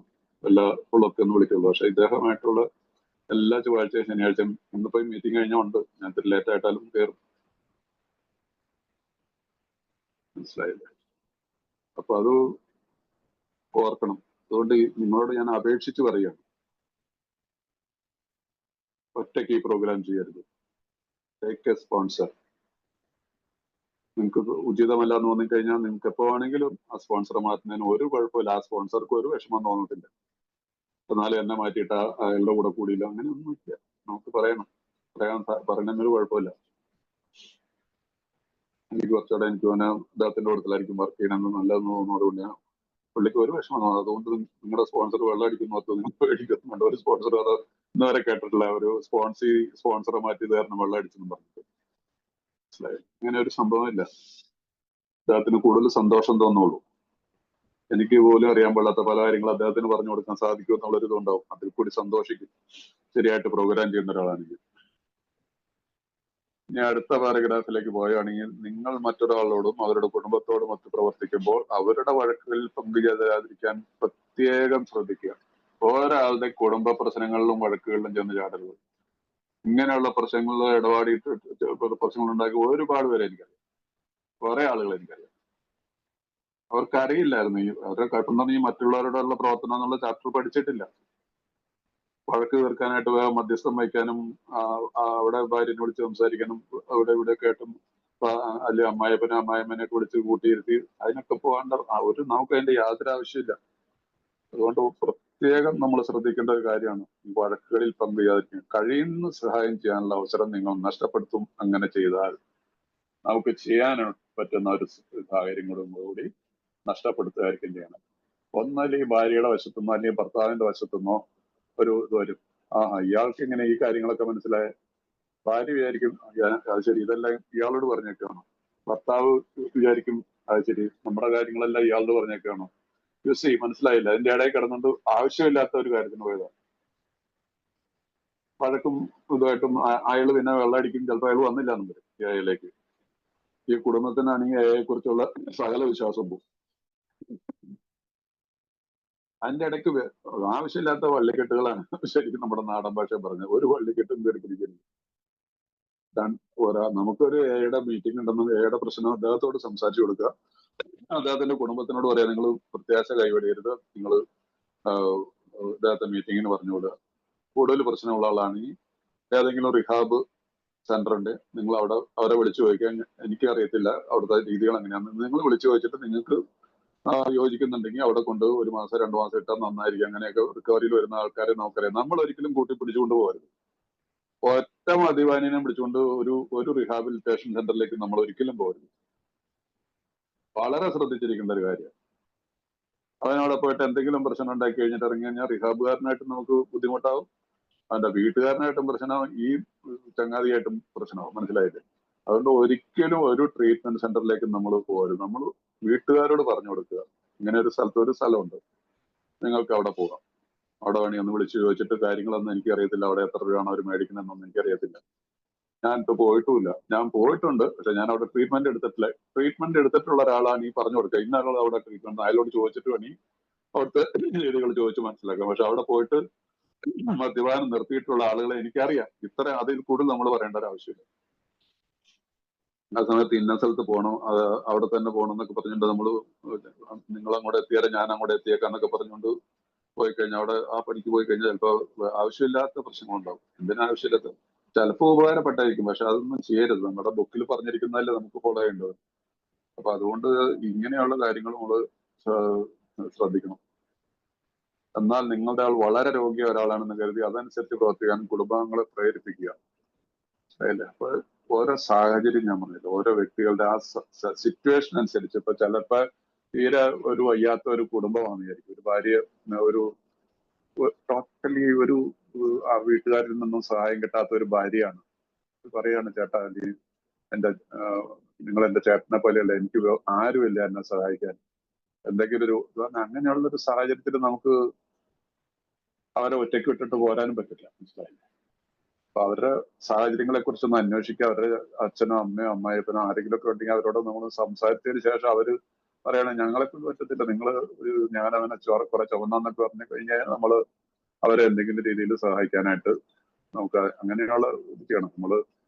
അല്ലാതെ നമ്മള് തീരെ കൈ ഒഴിഞ്ഞിട്ടൊന്നും പോരരുത്. മനസ്സിലായി? ആ സാഹചര്യങ്ങളിൽ നമ്മൾ എടുത്തു ചാട്ടരുത്. അതാണ് മെയിൻ ആയിട്ടുള്ള കാര്യം. ഞാനിപ്പോ എല്ലാം ശരിയാക്കാന്നുള്ള ഭാവം നമ്മുടെ ഉള്ളിലുണ്ടാവും.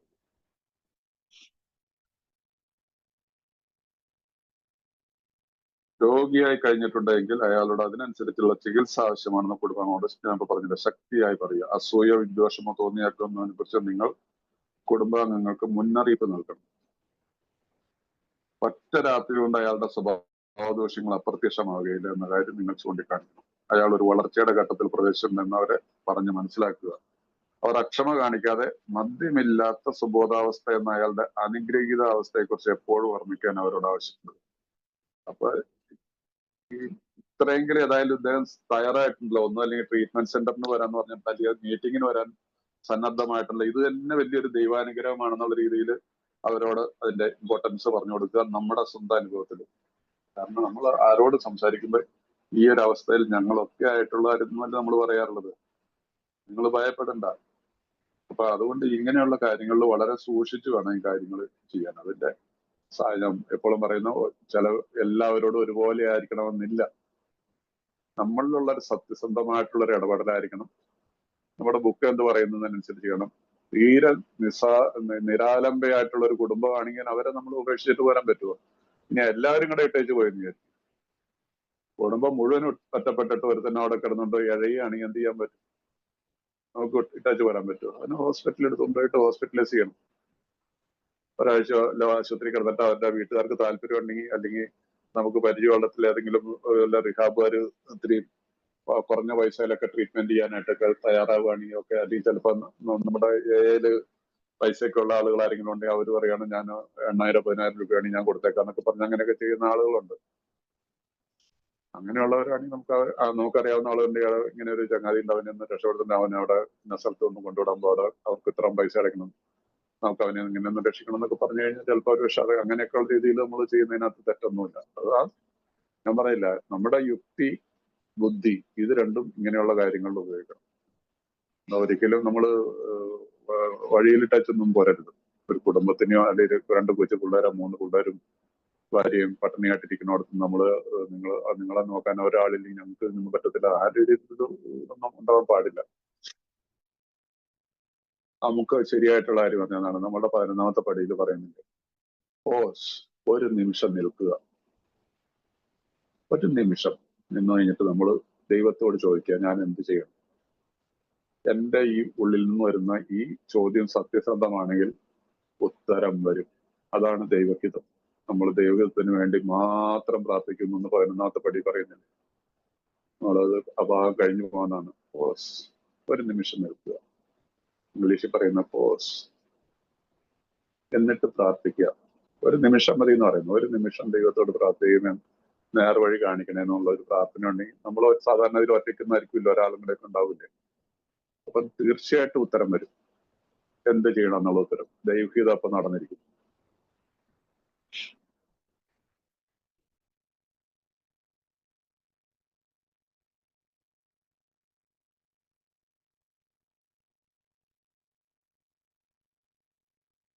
നിങ്ങൾ മറ്റൊരാളോടും അവരുടെ കുടുംബത്തോടും ഒത്ത് പ്രവർത്തിക്കുമ്പോൾ അവരുടെ വഴക്കുകളിൽ പങ്കുചേരിക്കാൻ പ്രത്യേകം ശ്രദ്ധിക്കുക. കഴിയുന്ന സഹായം ചെയ്യാനുള്ള അവസരങ്ങൾ നഷ്ടപ്പെടുക. അങ്ങനെ ചിലപ്പോൾ നമ്മൾ വായിച്ചാണല്ലോ. എന്നാൽ നിങ്ങൾ രോഗിയാണ് എഴുതി അതനുസരിച്ച് പ്രവർത്തിക്കണം പ്രയോഗിക്കുക. രോഗിയെ കഴിഞ്ഞിട്ട് അയാൾക്കനുസരിച്ചുള്ള ചികിത്സ ആവശ്യമെന്ന കുടുംബാംഗങ്ങളുടെ ശക്തിയായി പറയുക. അസൂയയോ വിദ്വേഷമോ തോന്നിയേക്കുന്നതിനെ കുറിച്ച് നിങ്ങൾ കുടുംബാംഗങ്ങൾക്ക് മുന്നറിയിപ്പ് നൽകണം. ഓരോ റിക്കവറിയിലേക്ക് നമ്മളൊരു വന്നിരുന്ന സാധാരണ ആളുകൾക്ക് ഉണ്ടാകുന്ന ഒരു ഇതാണ്, ഭാര്യയോട് അസൂയ വന്നാം, ഭർത്താവിനോട് അസൂയ വന്നാം, അളിയനോട് അസൂയ വന്നാം, വിദ്വേഷം തോന്നാം. അപ്പൊ ഇങ്ങനെയുള്ള രീതിയിലെ കുറിച്ച് വീണ്ടും അയക്കുണ്ടാകാനുള്ള സാഹചര്യത്തിലേക്കുള്ള സംസാരങ്ങൾ നിങ്ങൾ ഒഴിവാക്കാൻ അവരോട് പറഞ്ഞു കൊടുക്കുക. ഒറ്റ രാത്രി നിങ്ങളുടെ സ്വഭാവദോഷങ്ങൾ അപ്പുറത്തും അയാളോട് ചൂണ്ടിക്കാണിക്കണം. കുറച്ച് സമയം കൊടുക്കണം എന്നുള്ള രീതിയിൽ അയാൾ വളർച്ചയുടെ ഘട്ടത്തിൽ പ്രവേശിച്ചിട്ടുണ്ടെന്നവരെ പറഞ്ഞ് മനസ്സിലാക്കുക. അവർ അക്ഷമ കാണിക്കാതെ മദ്യമില്ലാത്ത സുബോധാവസ്ഥ എന്ന അയാളുടെ അനുഗ്രഹീതാവസ്ഥയെ കുറിച്ച് എപ്പോഴും ഓർമ്മിക്കാൻ അവരോട് ആവശ്യപ്പെടുക. നിങ്ങൾ പ്രാർത്ഥിക്കുക. അതുപോലെ കുറച്ച് ക്ഷമ കാണിക്കുക അദ്ദേഹത്തോട്. തീർച്ചയായിട്ടും ഇദ്ദേഹം റിക്കവറിയിൽ വരും, ഞങ്ങൾക്ക് ഉറപ്പുണ്ടെന്നുള്ള രീതിയിൽ നമ്മൾ അവരോട് പറയാം. ഇതെല്ലാത്തിനിടയിൽ പ്രവർത്തിക്കുന്നത് ഉന്നതനായിട്ടുള്ളൊരു ശക്തിയാണ്. എന്തുകൊണ്ടാണ് ഈ മെസ്സേജ് എല്ലാവരിലേക്ക് എത്തിപ്പെടാത്തത്? നമ്മുടെ നാട്ടിലെ ഏതെങ്കിലും പ്രദേശം മദ്യപാനികളുടെ വല്ല കുറവുണ്ട്? അപ്പൊ മീറ്റിങ്ങിൽ എത്ര പേര് കാണും? 30 പേരല്ലേ കാണത്തുള്ളൂ. ഞാൻ ഉൾപ്പെടെ 34 പേരേ ഉള്ളൂ. വേറെ മീറ്റിങ്ങുകൾ നടക്കുന്നുണ്ട്. 2-3 മീറ്റിങ്ങുകൾ ഇതേ സമയത്ത്, അല്ലെങ്കിൽ 5-10 മീറ്റിങ്ങുകളൊക്കെ നടക്കുന്നുണ്ടാവും. എന്നാൽ ഇത്രയും മദ്യപാനികളാണ് നമ്മുടെ നാട്ടിലുള്ളത്? അല്ല. ദൈവത്തിന്റെ ഒരു വലിയൊരു പ്രവൃത്തിയാണ്, ദൈവത്തിന്റെ വലിയൊരു അനുഗ്രഹമാണ് ഞാൻ നിങ്ങളൊന്നും ഇപ്പൊ ഈ മീറ്റിംഗിൽ ഇതേ സമയത്തോടെ സംസാരിക്കുന്നു. ഞാൻ ഡൽഹിയിൽ നിന്ന് സംസാരിക്കുന്നു, ചിലര് കാനഡയില്, ചിലര് UK യില്, ചിലര് തൊടുപുഴയില്, ചിലര് മൂവാറ്റുപുഴയില്, ചിലര് കോതമംഗലത്ത്, കൊട്ടാരക്കര, തിരുവനന്തപുരത്തും ഇല്ലേ. അപ്പൊ ഇത് എപ്പോഴും ഇത് ഓർക്കുക, ദൈവമാണ് നമ്മളുടെ ഇടയിൽ പ്രവർത്തിക്കുന്നതെന്നുള്ളത് മനസ്സിലാക്കുക. നിങ്ങളുടെ തന്നെ കുടുംബ പ്രശ്നങ്ങൾ പരിഹരിക്കുന്നതിൽ നിങ്ങൾ വിജയിച്ചിട്ടുണ്ടെങ്കിൽ അത് എപ്രകാരം നിർവഹിച്ചു നവാഗതന്റെ കുടുംബത്തോട് പറയുക. അവരെ കുറ്റപ്പെടുത്താതെ തന്നെ ശരിയായ പാതയിലേക്ക് കൊണ്ടുവരാൻ ഇപ്രകാരം നിങ്ങൾക്ക് കഴിയും. നിങ്ങളും നിങ്ങളുടെ ഭാര്യയും എങ്ങനെ നിങ്ങളുടെ ബുദ്ധിമുട്ടുകൾ തരണം ചെയ്തെന്ന കഥ എത്ര വലിയ വിമർശനത്തെക്കാളും വിലപ്പെട്ടതാണ്. ഇതാണ് നമുക്കിവിടെ ചെയ്യേണ്ടത്. നമ്മളുടേതായിട്ടുള്ള ഏറ്റവും വലിയ ഉറപ്പ് ചീട്ട്, ട്രംപ് കാർഡ്. എന്റെ ജീവിതത്തിൽ എന്താണ് സംഭവിച്ചെന്നുള്ള ഈ കുടുംബത്തോട് പറയുക.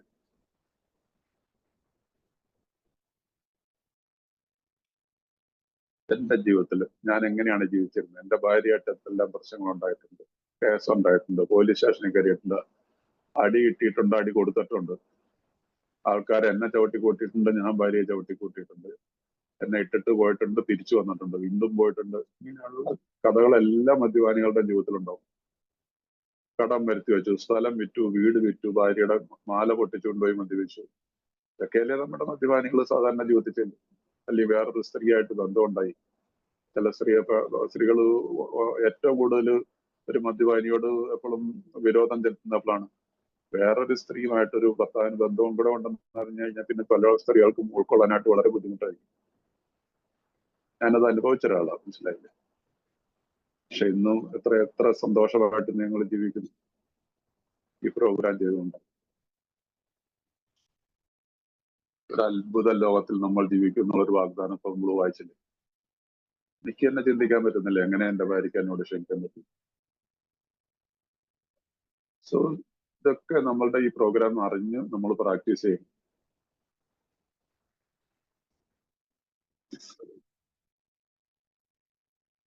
ഓക്കെ, ആത്മീയമായി നാം തികവുറ്റവരായി കഴിഞ്ഞാൽ അമിത മദ്യപാന രോഗികൾ ചെയ്യാൻ പാടില്ലാത്തെന്ന് വരുന്ന എല്ലാ കാര്യങ്ങളും നമുക്ക് ചെയ്യാൻ കഴിയും. മദ്യം വിളമ്പുന്നിടത്ത് ചെന്നു പോകരുത്, സ്വന്തം വീടുകളിൽ നിന്ന് അത് കരുതി വെക്കരുത്, കുടിക്കുന്ന കൂട്ടുകാരെ നാം അകറ്റി നിർത്തണം, കുടിക്കുന്ന രംഗങ്ങൾ ചിത്രീകരിക്കുന്ന പടങ്ങൾ കാണരുത്, മദ്യഷാപ്പുകളിൽ കയറരുത്. നമ്മൾ വീട്ടിൽ ചെല്ലുന്ന സമയത്ത് നമ്മുടെ കൂട്ടുകാർ മദ്യക്കുപ്പികൾ ഒളിച്ചു വെക്കണം.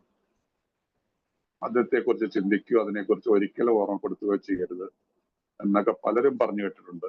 ഇത് അത്യാവശ്യമായും മേൽപ്പറഞ്ഞ രീതിയിലായിരിക്കണം എന്നില്ല എന്നാണ് ഞങ്ങളുടെ അനുഭവങ്ങൾ ഞങ്ങൾക്ക് കാണിച്ചു തരുന്നത്. വലിയൊരു ഇൻഫർമേഷനാണ്. തുടക്കത്തില് ചിലർ വിചാരിക്കും ഈ ആത്മീയമായിട്ട് നമ്മൾ ഒരു പ്രോഗ്രാമിലേക്ക് നമ്മൾ വന്നു, റിക്കവറിയിലേക്ക് വന്നു കഴിഞ്ഞത് വേഗം ചില ആളുകളൊക്കെ പറയും മദ്യം വിളമ്പണത്തേക്ക് പോയേക്കരുത്, വീട്ടിൽ കരുതി വെക്കരുത്, കൂട്ടുകാരെ നമ്മൾ അകറ്റി നിർത്തണം, കുടിക്കുന്ന ഇതൊന്നും ഇങ്ങനെയുള്ള മദ്യഷാപ്പുകളൊന്നും കയറാതിരിക്കുക എന്നുള്ളൊരു ഇതാണ് എഴുതിയത്. 1939 ഓർക്കണം, മനസ്സിലായില്ലേ? അപ്പൊ പക്ഷെ അതിന്റെ അവസാനം പറഞ്ഞിരിക്കുന്നത് എന്താണ്? ഇങ്ങനെയൊക്കെ ചെയ്യുന്ന പലതും പറഞ്ഞു. അപ്പൊ ഇത് അത്യാവശ്യമായും മേൽപ്പറഞ്ഞിലായിരിക്കണമെന്നില്ല എന്നാണ് ഞങ്ങളുടെ അനുഭവങ്ങൾ കാണിച്ചു തരുന്നത്. ഇതൊന്നും അല്ല, ഇതെല്ലാം മാറ്റിവെച്ചെന്ന് വിചാരിച്ചിട്ടുണ്ടെന്നെങ്കിലും പ്രയോജനമുണ്ട്. കുടിക്കേണ്ടതാണെങ്കിൽ കുടിച്ചിരിക്കും, വീട്ടിൽ മാറ്റിവെച്ച് നമ്മൾ അവിടെ നിന്ന് എടുത്തിട്ട് ഇത് കുടിക്കൂല്ലേ? മനോഭാവം, മാറിയ മനോഭാവം ഈ ആത്മീയമായിട്ടുള്ള ഈ മോചനത്തിൽ നിന്ന് നമുക്ക് കിട്ടിയിട്ട് ഈ ഏതവസ്ഥയിലുമായിട്ടും ഈ വർത്തമാനകാലത്തിൽ ഞാൻ ഒരു അത്ഭുത ലോകത്തിൽ ജീവിക്കുകയാണെങ്കിൽ ഏത് ബാറിൽ കയറിയാലും ഞാൻ കുടിക്കില്ല, ഏത് കല്യാണ പാർട്ടി ചെന്നാലും ഞാൻ കുടിക്കില്ല. പൂർണ്ണമായിട്ടുള്ള സത്യസന്ധത ഒന്നാമത്തെ പടി. എൻ്റെ കയ്യിൽ പൂർണ്ണമായിട്ട് എൻ്റെ ഫൗണ്ടേഷൻ സ്ട്രോങ് ആണെങ്കിൽ എത്ര വലിയ പ്രതിസന്ധി വന്നാലും കുടിക്കത്തില്ല. വേദനാജനകമായിട്ടുള്ള സംഭവങ്ങൾ ചിലപ്പോൾ ജീവിതത്തിൽ ഉണ്ടാവും, ചിലപ്പോൾ മക്കളുടെ ഭാഗത്തുനിന്നുണ്ടാവാം, ഭാര്യയുടെ ഭാഗത്തുനിന്നുണ്ടാവാം, കുടിക്കില്ല. കാരണം മാറിയ മനോഭാവം. നമ്മുടെ എയുടെ വേറൊരു വാക്ക് പറയാറില്ല, ആൾട്ടേർഡ് ആറ്റിറ്റ്യൂഡ്. ദൈവം തന്നതാണ്. ആ ആറ്റിറ്റ്യൂഡിലേക്ക് വന്നിട്ടുണ്ട്, മാറിയ മനോഭാവം വന്നിട്ടുള്ള ഒരാള് കുടിക്കില്ല. എനിക്ക് ഈ മുംബൈയിലുള്ള ഒരു ഗ്രൂപ്പ്, എൻ്റെ ഹോം ഗ്രൂപ്പ് ഓൺലൈനിൽ രണ്ടുപേരുണ്ട്. രണ്ടുപേരും 32-34 വർഷമൊക്കെ സോബറായത്. രണ്ടുപേരും ബാർ ടെൻഡേഴ്സാണ്. വലിയ 5 സ്റ്റാർ ഹോട്ടലുകളിലും ബാറിലും മദ്യം വിളമ്പുന്ന ജോലി അവർക്ക്. ആ ജോലി കാരണം ഏഴ് വരുന്നതിന് മുമ്പും ജീവിക്കാനായിട്ട് വേറെ പണി അറിയത്തില്ല. പിന്നെ എന്ത് ചെയ്യും? അവർ കുടിക്കുന്നില്ല, മീറ്റിങ്ങുകൾ ചെയ്യും, റെഗുലറായിട്ട് മീറ്റിങ്ങിലുണ്ട്. മനസ്സിലായില്ല? അപ്പൊ ഇതുകൊണ്ട് ഇങ്ങനെയുള്ള ഈ ലക്ഷണങ്ങൾ എന്നുള്ള, പക്ഷെ കഴിയുന്ന ഒരു തുടക്കക്കാരൻ എന്നുള്ള രീതിയിൽ നമ്മൾ കഴിയുന്ന ഇതൊക്കെ അവോയ്ഡ് ചെയ്യുന്നതായിരിക്കും നല്ലതെന്നുള്ളൊരു സജഷൻ ഇടയ്ക്ക് അവിടെ പറയുന്നുണ്ട്. പക്ഷെ ഇതൊന്നും അല്ല കാരണങ്ങൾ, കുടിക്കാനുള്ള കാരണങ്ങൾ ഇതൊന്നുമില്ല. എന്റെ മനസ്സിൽ നമ്മളെപ്പോഴാണ് റിലാപ്സിനെ കുറിച്ച് പറയുന്നത്? ഡോക്ടേഴ്സ് ഒപ്പീനിയനിലാണ്, അല്ല ഡോക്ടറുടെ അഭിപ്രായത്തിൽ പറയുന്നുണ്ടെന്നോ. എപ്പോഴെങ്കിലും എന്റെ മനസ്സിൽ ഞാൻ വയ്ക്കാണ് എന്തെങ്കിലും ഒരു കാലത്ത് ഒരു വർഷം 2 അടിക്കാൻ പറ്റിയേക്കായിരിക്കും, കുറച്ച് വർഷം കഴിയുമ്പോൾ കുടിക്കാന്നുള്ളൊരു തോന്നൽ മനസ്സിന്റെ കോണിൽ സൂക്ഷിച്ചു വെച്ചാൽ തീർച്ചയായിട്ടും കുടിച്ചിരിക്കും. പൂർണ്ണമായിട്ടുള്ളൊരു സത്യസന്ധതയോടുകൂടി തീരുമാനം എടുത്തിറങ്ങി പിന്നെ കുടിക്കത്തില്ല. അതിനാണ് നമ്മളുടെ മദ്യാസക്തിയെ പറ്റി കൂടുതൽ വിവരങ്ങള് എന്നുള്ള ചാപ്റ്ററിലൊക്കെ 2-3 സ്റ്റോറി കൊടുത്തിരിക്കുന്നത്. ഒരു ഫ്രെഡിന്റെ കഥ കൊടുത്തിട്ടുണ്ട്, ജിമ്മിന്റെ കഥ കൊടുത്തിട്ടുണ്ട്, പിന്നെ ഒരു വലിയൊരു ബിസിനസ്മാന്റെ കഥ കൊടുത്തിട്ടുണ്ട്. അവരൊക്കെ ഇതല്ലായിരുന്നു, അവർ കുടിക്കണമെന്ന് വിചാരിച്ചിട്ട് പോയി കുടിച്ചതാണ്. പക്ഷെ അവരൊക്കെ മനസ്സിൽ ഒരു ആഗ്രഹം വെച്ചിരുന്നു, ഒരു പക്ഷേ എന്തെങ്കിലും ഒരു കാലത്ത് കുടിക്കാന്നുള്ളത്. എവിടെ നിന്ന് തുടങ്ങിയോ അവിടെ നിന്ന് ഒരാൾ 25 വർഷം മദ്യപിക്കാതിരിക്കുന്നതിന് ശേഷമാണ്, ആ 1939 മുമ്പ് സംഭവിച്ച ഒരു കഥയാണത്. 25 വർഷം കുടിക്കാതിരുന്നതിന് ശേഷം അദ്ദേഹത്തിന്റെ മനസ്സിൽ തോന്നുകയാണ് എല്ലാം റിട്ടയർമെന്റ് ചെയ്ത് ലാവിഷായിട്ട് കാശും വീടും എല്ലായി മക്കളെ എല്ലാം ബിസിനസ് ഒക്കെ വെച്ചിട്ട് 55 വയസ്സൊക്കെ ഉണ്ടാകുന്നുള്ളൂ. കൂടി ഒരു ദിവസം ഒന്ന് ഒരു 2 അടിച്ചേക്കാന്ന് വിചാരിച്ചിട്ട് അടി തുടങ്ങി 4 വർഷം 5-ാമത്തെ വർഷം അദ്ദേഹം മരിച്ചുപോയി. ലിവറും മാങ്ങത്തിലെല്ലാം പോയിട്ട്. അപ്പൊ ഇതുകൊണ്ട് ഇങ്ങനെയുള്ള കാര്യങ്ങളിൽ നമ്മുടെ ഈ മനോഭാവം, എന്റെ ഉള്ളില് ആ ഒരു മനോഭാവം 1, 2, 3 പടികളിൽ കൂടി ഞാനൊരു 3-ാമത്തെ പടിയിൽ ഞാൻ എന്റെ ഇച്ഛയും എന്റെ ജീവിതവും ഞാൻ മനസ്സിലാക്കിയ ദൈവത്തിലേക്ക് തിരിച്ചുവിടുവാൻ തീരുമാനമെടുത്തു എന്ന 3-ാമത്തെ പടിയിലേക്ക് ഞാൻ എത്തിയിട്ടുണ്ടെങ്കിൽ പിന്നെ എന്തിനാ ഞാൻ ഇതാണ് പിന്നീട് മുമ്പോട്ട് എന്താ പോയത്, നമ്മൾ അടുത്ത പടികളെ കുറിച്ചുള്ള ഓരോരോ കാര്യങ്ങളിലേക്കാണ് പോയത്. അങ്ങനെ നമ്മൾ 4-ാമത്തെ പടി ചെയ്തു, 5-ാമത്തെ പടി ചെയ്തു. അങ്ങനെയാണ് നമ്മൾ മുമ്പോട്ട് ഇവിടം വരെ എത്തിയിരിക്കുന്നത്. അടുത്ത പാരഗ്രാഫ് കൂടെ നോക്കാം നമുക്ക്. ഈ സ്ഥിതിവിശേഷം ഞങ്ങൾ നിത്യേന കാണാറുണ്ട്. ഇത്തരം സ്ഥിതിവിശേഷങ്ങളെ അഭിമുഖീകരിക്കാൻ പറ്റാത്ത ഒരു അമിത മദ്യപാന രോഗി ഇപ്പോഴും ഒരു അമിത മദ്യപാന രോഗിയുടെ മനസ്സുള്ളവനാണ്. അയാളുടെ ആത്മീയ തലത്തിന് എന്തോ കാര്യമായ കുഴപ്പമുണ്ട്. ഈ സ്ഥിതിവിശേഷം ഞങ്ങൾ നിത്യേന കാണാറുണ്ട്. ഇത്തരം സ്ഥിതിവിശേഷങ്ങളെ അഭിമുഖീകരിക്കാൻ പറ്റാത്ത ഒരു അമിത മദ്യപാനി ഇപ്പോഴും ഒരു അമിത മദ്യപാന രോഗിയുടെ മനസ്സുള്ളവനാണ്. അയാളുടെ ആത്മീയമായ തലത്തിന് എന്തോ കാര്യമായിട്ടുള്ള കുഴപ്പമുണ്ട്.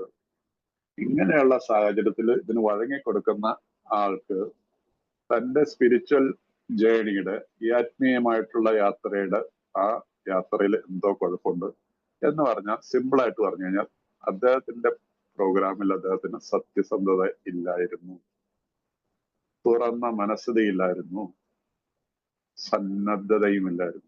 ഈ 3 കാര്യങ്ങളാണ് നമ്മുടെ 1, 2, 3 പടികളിൽ പറയുന്നത്. ആ ആത്മീയമായിട്ടുള്ള തലമാണ് അതിന് കാര്യമായിട്ടുള്ള കുഴപ്പം. അയാൾക്ക് മദ്യമില്ലാത്ത സുബോധാവസ്ഥ ലഭിക്കാനുള്ള ഏക സ്ഥലം ധ്രുവപ്രദേശത്തിലെ ഏതെങ്കിലും മഞ്ഞൻ കുടീരമായിരിക്കും. പക്ഷെ അവിടെ പോയാലും ഏതെങ്കിലും ഒരു എക്സിമോ ഒരു കുപ്പി സ്കോച്ചുമായിട്ട് അയാളെ എല്ലാം നശിപ്പിച്ചേക്കാം. സ്വന്തം ഭർത്താവ് കുടിക്കാതിരിക്കുന്നുണ്ട് അയാളെ വിദൂര സ്ഥലങ്ങളിലേക്ക് പറഞ്ഞയച്ചിട്ടുള്ള ഏതെങ്കിലും സ്ത്രീയോട് ചോദിച്ചു നോക്കുക. അപ്പൊ ഈ ഇങ്ങനെയുള്ള രീതിയിൽ ഈ 3 കാര്യങ്ങളിലും സത്യസന്ധത, തുറന്ന മനസ്ഥിതി, സന്നദ്ധത, ഇതില്ലാത്ത ഒരാളാണ് കുടിക്കുള്ളത്. ഇനി ഇങ്ങനെയുള്ള ഒരാള് എവിടെയാണ് എസ്കിമോസ് ഉള്ളത്? എവിടെയാണോ ധ്രുവപ്രദേശത്തുള്ള എസ്കിമോ, അവിടെ മഞ്ഞ് മാത്രമല്ലേ ഉള്ളൂ. എസ്കിമോകൾ എന്ന് പറഞ്ഞൊരു കൂട്ടം വർഗം അവിടെ ജീവിക്കുന്നെന്ന് പറയുന്നു, കരടികളും ഉള്ളൂ. അവിടെ പോയാലും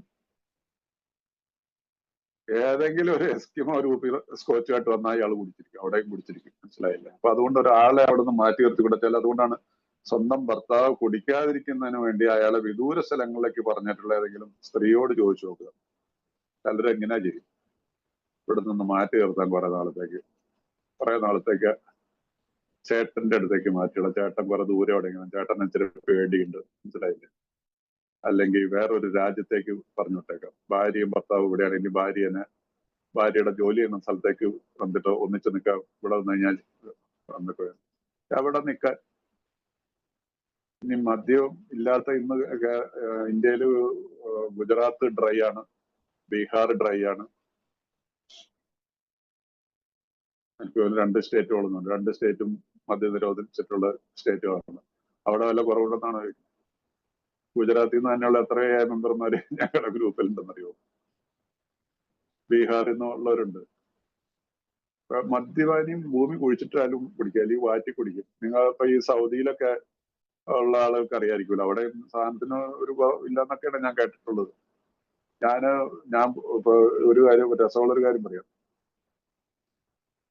ഞാൻ ഈ 80-82 ഞാൻ നോർത്ത് ഇന്ത്യയിൽ ജോലിക്ക് വന്നു. അപ്പൊ കഴിഞ്ഞിട്ട് എനിക്ക് വന്നപ്പോ ഈ മലപ്പുറംകാരനൊരു മുസ്ലിമായിട്ടുള്ള ഒരു ഫ്രണ്ടിനെ കിട്ടി. അവന്റെ 2 വിസ കൊടുത്തിട്ട് അവൻ ഇങ്ങോട്ട് പോയി, സൗദിക്ക് പോയി.